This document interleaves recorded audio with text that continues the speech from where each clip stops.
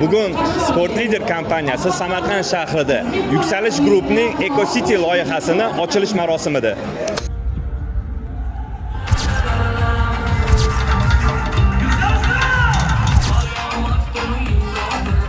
Assalomu alaykum.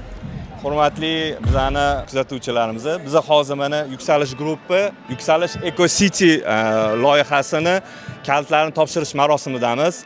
Oldimda turgan Anvar aka Temirov hamma biladi, Samarqandda juda katta loyihalarni amalga oshirib kelayotgan tadbirkorlarimizdan, akalarimizdan. Aynan mana shu loyihaga Sport Leader kompaniyasini trenajyorlarini tanladilar.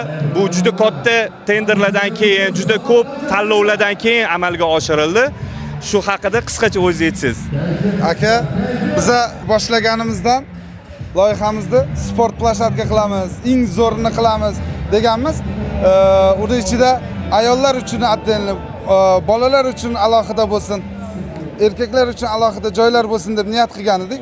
Shunaqa zo'rini qilamiz degan uchun zo'rini izladik ham. Xuddi shu niyat qilganimizdek mana Xudoyim sizlarni yuzlashtirdi. Bo'lmasam nechta odamni ko'rdik, nechta mahsulotni ko'rdik. Birini dizayni to'g'ri kelsa, sifati to'g'ri kelmaydi, sifati to'g'ri kelsa, bunisi to'g'ri kelmaydi. Hamma narsasi, Xudoga shukr, o'ylaganimizdan zo'rroq bo'ldi. Eng muhimi, aytgan kunida 3 kun qolgan, 3 kun qolganda olib kelib berib, hammasini aytgan kunda bitirib berdilar. Sizlarga katta rahmat.